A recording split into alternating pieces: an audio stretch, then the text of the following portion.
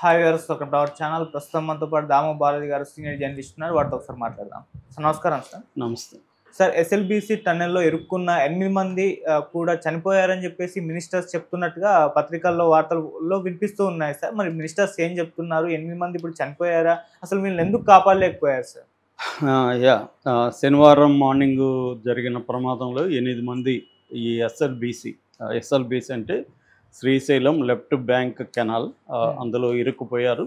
ఆ 8 మందిలో 2 ఇంజనీర్లు ఉన్నారు, 2 అమెరికన్ ఆపరేటర్స్ ఉన్నారు, ఇంకా 4 ఏమో వివిధ రాష్ట్రాలకు చెందిన, అంటే తెలంగాణ కాదు, జమ్మూ కాశ్మీర్, పంజాబ్ ఇలాగ వివిధ రాష్ట్రాలకు చెందిన 4 లేబర్ ఉన్నారు. వీళ్ళు 4 కూడా దాదాపు 13.5 కిలోమీటర్ల తర్వాత ఇరుక్కున్నారు. సో ఇప్పుడు వాళ్ళు ప్రాణాలతో ఉన్నారా లేదా అనేది పెద్ద ప్రశ్నగా మారింది. సో వాళ్ళని కాపాడడానికి ఆల్రెడీ ఆర్మీ, నేవీ, సింగరేణి, తర్వాత NDRF national disaster relief force, SDRF state disaster relief force, తర్వాత కంపెనీలు జయప్రకాష్ అసోసియేట్స్ అని ఈ మొత్తం కాంట్రాక్టు వాళ్ళే తీసుకుని, జేపీ అంటారు, జేపీ కంపెనీ, ఇలాంటి వాటిలో అనుభవం ఉన్న నవయుగ కంపెనీ, తర్వాత ర్యాట్ హోల్, నేను మొన్న వీడియోలో చెప్పినాను, ర్యాట్ హోల్ డిగ్గర్స్ అంటారు. వీళ్ళని ఢిల్లీ నుంచి పిలిపించారు. వీళ్ళు ఇంతకుముందుగా కూడా ఉత్తరాఖండ్లో ఇలాగా ప్రమాదం జరిగినప్పుడు కూడా ఈ ర్యాట్ హోల్ డిగ్గర్సే వెళ్ళి కాపాడారు. వాళ్ళని కూడా 14 మందిని రంగంలోకి దించారు. అయితే ఇప్పుడు ఏంటంటే ఇప్పటికీ మొత్తం కలిసి 584 మంది నిపుణులు దీంట్లో పనిచేస్తున్నారు ఈ రెస్క్యూ ఆపరేషన్లో.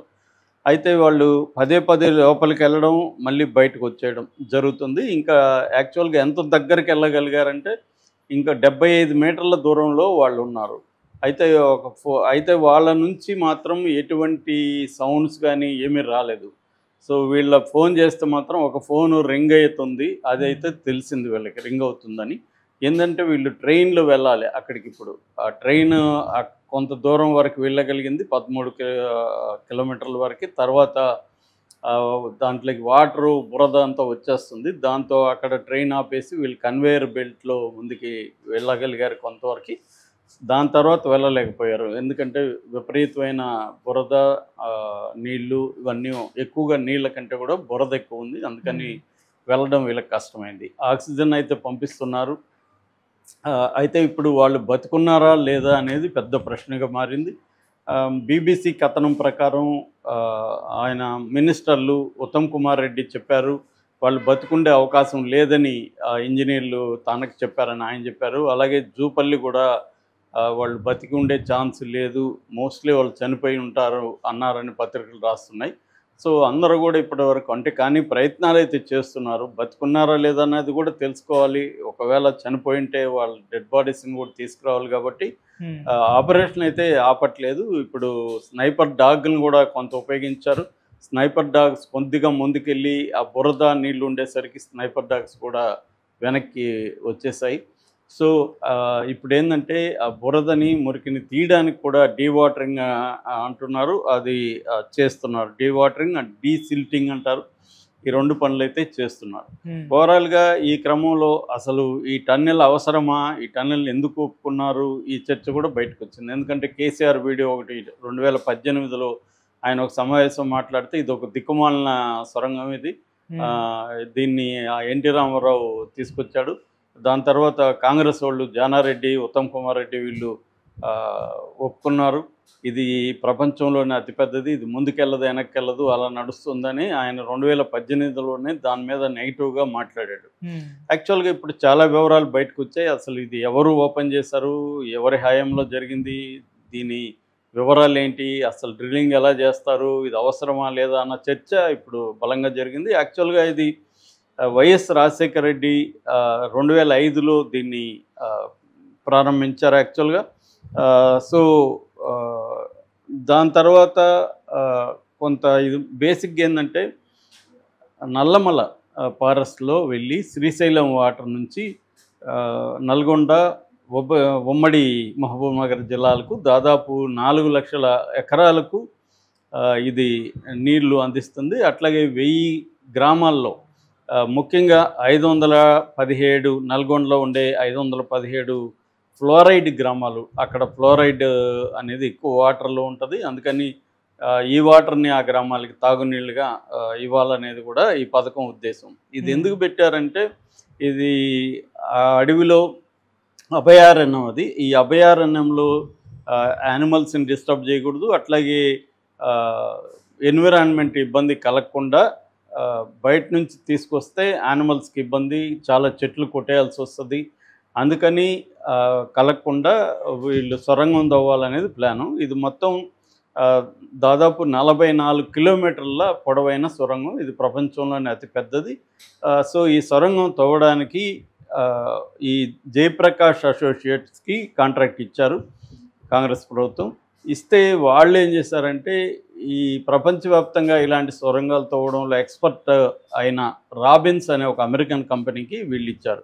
ఇప్పుడు రాబిన్స్ ఇది మొత్తం వచ్చి రాబిన్స్ అయితే రంగంలోకి దిగింది. మొత్తం 4,637 కోట్ల వర్త్ అనమాట ఇది ఈ సొరంగం. అంత ఖర్చు అవుతుంది. ఆల్రెడీ 2,689 కోట్లు ఖర్చు పెట్టేశారు. ఇంకా 1,948 కోట్లు అవసరం అని చెప్తున్నారు దీనికి. ఇది ఇంకా దాదాపు ఇది మనకి చెప్పాలంటే ఉమ్మడి ఆంధ్రప్రదేశ్ ఉన్నప్పుడు 52% సొరంగం కంప్లీట్ అయిపోయింది. తెలంగాణ ఏర్పడినాక ఈ 10-11 ఏళ్లలో ఓన్లీ 24% మాత్రమే అయ్యింది అన్నమాట. సో ఇంకా అవ్వాల్సి ఉంది. ఇంకొక 76% అయింది. ఇంకా 24% పెండింగ్లో ఉంది. సో ఇదేంటంటే ప్రతి 400 మీటర్లకు కూడా 14 కోట్లు ఎంతో అవుతుంది. ఒక్కొక్క వెరీ కాస్ట్లీ వ్యవహారం. దీనికని ఏంటంటే TBM అంటారు. TBM అంటే tunnel boring machine. Tunnel boring machine అనేది మామూలుగా 43 కోట్ల నుంచి 850 కోట్ల వరకు ఉంటాయి. డిఫరెంట్ మిషన్స్ ఉంటాయి. సో ఇది కూడా దాదాపు 500-600 కోట్లు అని చెప్తున్నారు. ఈ 2 మిషన్లు తెప్పించారు దీనికోసం. ఒక మిషన్ తెప్పియాలంటే 2 ఏళ్ళు పడుతుందని చెప్తున్నారు. ఎందుకంటే ఆ పార్ట్స్ అన్నీ తీసుకొచ్చి ఆన్ సైట్ అసెంబ్లింగ్ చేయాలి. 2 మిషన్లు అంటే ఇటు ఇన్సైడ్ అండ్ అవుట్ సైడ్, ఇటు నుంచి పోతుంది, అటు నుంచి వస్తుంది. అలాగా ఒక మిషన్ ఏంటంటే ఇలా వెళ్తే మళ్ళీ వెనక్కి రాదు, ముందుకు వెళ్ళాల్సిందే. సో లేకపోతే దాన్ని నిప్పాలి. సో అది పరిస్థితి. ఇది వచ్చి డబుల్ షీల్డ్ మిషన్ అని చెప్తున్నారు. దీనికి డ్రిల్లింగ్ అండ్ బ్లాస్టింగ్ చేయకుండా కటింగ్ హెడ్ ఉంటుంది. ఆ కటింగ్ హెడ్ తీసుకుంటా వెళ్తుంది. దీన్ని ఆపరేట్ చేసుకుంటా వీళ్ళు వెళ్తారు. మట్టి నీళ్ళు వచ్చినప్పుడు మాత్రం అది ఇబ్బంది అవుతుంది. ఇలా మధ్యలో ఎక్కడ గ్యాప్ లేకుండా చేస్తున్నారు. ఇదే దీనికి ప్రాబ్లం కూడా. మధ్యలో ఎక్కడైనా పెట్టి ఉండాలి, అవి పెట్టలేదు వీళ్ళు అనేది ఒక విమర్శ. ఇంజనీరింగ్ నిపుణుల నుంచి వస్తున్న విమర్శ ఏంటంటే కంప్లీట్ టనల్ చేశారు కానీ మధ్యలో ఒక అవుట్లెట్ లాంటివి పెట్టి ఉంటే ఇప్పుడు రెస్క్యూ అనేది కూడా ఈజీ అయ్యేది. ఆ రెస్క్యూ లేని పరిస్థితి అయితే ఉంది. ఎందుకంటే ఇటు నుంచే వెళ్ళాలి, ఒకే వైపు నుంచి వెళ్ళాలి, అది కష్టంగా ఉందని చెప్తున్నారు. సో ఇది ఇప్పుడు జరిగింది వచ్చి ఆమ్రాబాద్ అభయారణ్యంలో ఈ ఇన్సిడెంట్ జరిగింది. సో ఇంకా 75 మీటర్లు వెళ్ళగలిగితే వస్తుంది. ఈరోజు ఎండ్ లోపల అవుతుందా లేదా అనేది కూడా చూడాలి. కానీ ఇప్పుడు అన్నిటికంటే ఏంటంటే 8 మంది ప్రాణాలతో లేరు అన్న వార్త మాత్రం వినిపిస్తుంది. అది కన్ఫామ్ అయితే కాదు కానీ ఇప్పటి వరకు, ఎందుకంటే 75 మీటర్ల దూరం అంటే వాళ్ళు బతుకుంటే సౌండ్లు ఏమన్నా వినపడాలి కదా. సో వినపడట్లేదు. అంటే వీళ్ళు చెప్తున్నది ఏమంటే బురద దాటి కానీ వాళ్ళు ఒక ప్లెయిన్ ప్రాంతం ఉంది, అక్కడ కానీ ఉంటే వాళ్ళు బతికే ఛాన్స్ ఉంది. కానీ బురద వైపు ఉంటే వాళ్ళు వెనక్కి వెళ్ళలేరు, ముందుకు వెళ్ళలేరు. సో వాళ్ళకి ఆక్సిజన్ కూడా మళ్ళీ వీళ్ళు అయినాక పునరుద్ధరించారు కానీ అప్పటికే ఆక్సిజన్ వాళ్ళకి అందకుండా బిగినింగ్లోనే చనిపోయి ఉండొచ్చు అనేది వీళ్ళు ఇప్పుడు నిపుణులు చెప్తున్నారు. ఇది ఒక దురదృష్టకరమైన సంఘటనగా చెప్పుకోవచ్చు. ఇది ఆపేసినాక మళ్ళీ కాంగ్రెస్ ప్రభుత్వం, ఎందుకంటే బీఆర్ఎస్లో ఆపేశారు దీన్ని, మళ్ళీ కాంగ్రెస్ ప్రభుత్వం వచ్చి దీన్ని పునరుద్ధరించింది. ఈ మధ్య కూడా వర్షం ఇవన్నీ ఎక్కువ పడడం వల్ల అది ఆగిపోయింది. మొన్ననే ఒక 2 వారాలకు ముందు మాత్రమే అది మళ్ళీ స్టార్ట్ చేశారు వర్క్. సో ఇప్పుడు దాని నుంచి అక్కడ యాక్చువల్గా 50 మంది వెళ్తే 8 మంది ఇరుక్కున్నారు, మిగతా వాళ్ళు 42 మంది బయటకు వచ్చారు. వాళ్ళతో కూడా మీడియా మాట్లాడుతుంది. వాళ్ళు ఏమంటున్నారంటే ఇది డేంజర్ అని మేము చెప్పినా కూడా వినలేదు. మమ్మల్ని పనిచేయమని మా కంపెనీలు రాబిన్స్ కంపెనీ చెప్పింది. ఇప్పుడు కూడా మమ్మల్ని